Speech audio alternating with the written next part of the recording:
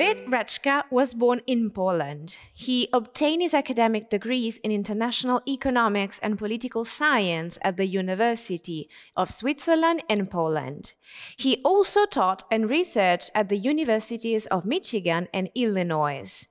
He currently teaches at Syracuse University on issues related to the post-Soviet space and the Middle East. His publications include, among other, Unholy Land, In Search of Hope in Israel-Palestine, and the East European Borderland. His extensive travel includes Eurasia and the Middle East. He is fluent in English, French, Italian, Polish, and Russian. He holds dual Polish and Italian citizenship, is currently residing in France. He is married, and he has 3 children. His latest published book, in collaboration with Eurobox, is entitled Strategic Waterways of the Middle East. And we are glad to welcome the author, who's right now connected with us. Hi, Witt. Thank you so much for accepting this invitation and for joining us. Yes, hello. Thanks for having me. So, the title of the book is already very explicative.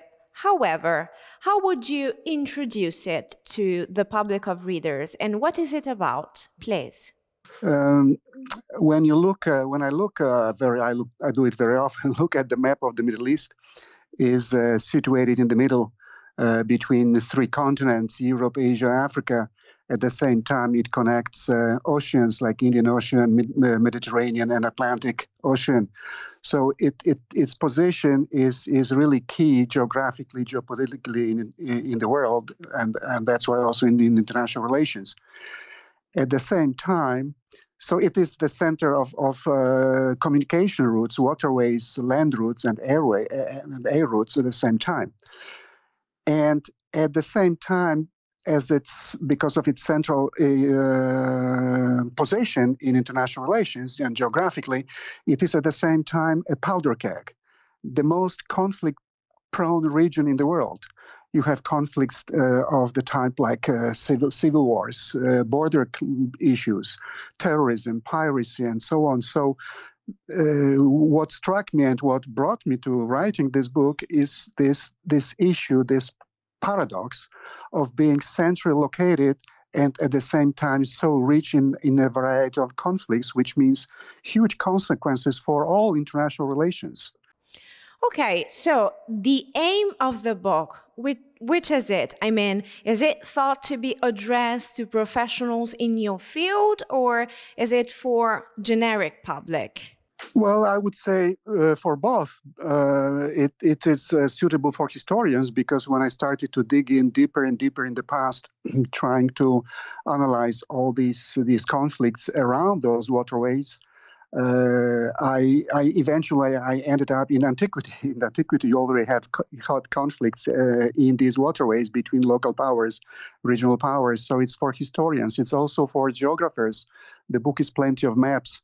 And for those who analyze international relations, historically or contemporary relations. So it can be very suitable for both academic purposes, but also the style is quite, I would say, freestyle, so to say, which is suitable for general public. I didn't want to make it too technical.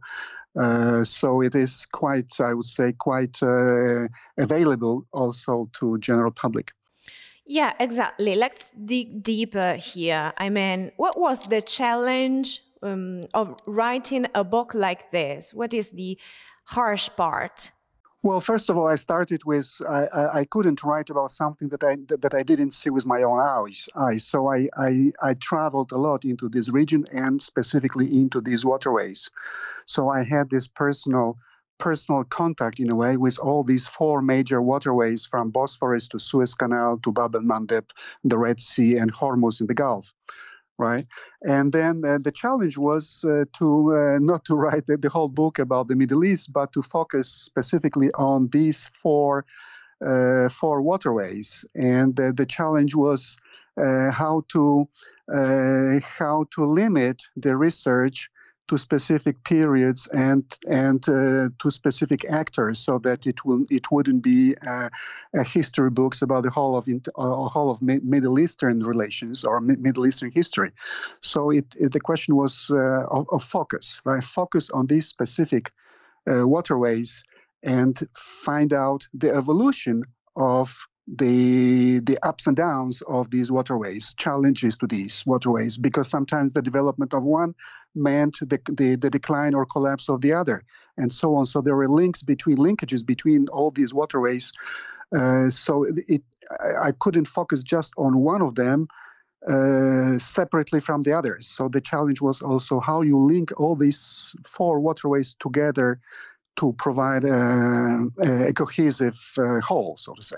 Yeah, I guess that it was hard to stay focused and not to be lost in this wide historical, also then geopolitical world. But the result is great, so well done, Witt, and thank you again for your time today. Best luck with the book. Thank you very much. Thank you. The book emphasizes geopolitical rivalries in the Middle East and their consequences on high-sea waterways in the region that connects the world's major maritime and land spaces. In addition to the analysis of their geography, main navigation patterns, and potential difficulties, each chapter has been set in their respective economic, political, and international contexts, enriched with maps that illustrate in detail specific historical situations. Strategic Waterways of the Middle East, written by Witt, Raczka, is now available in bookstores and digital platforms. It's a publication by Eurobooks.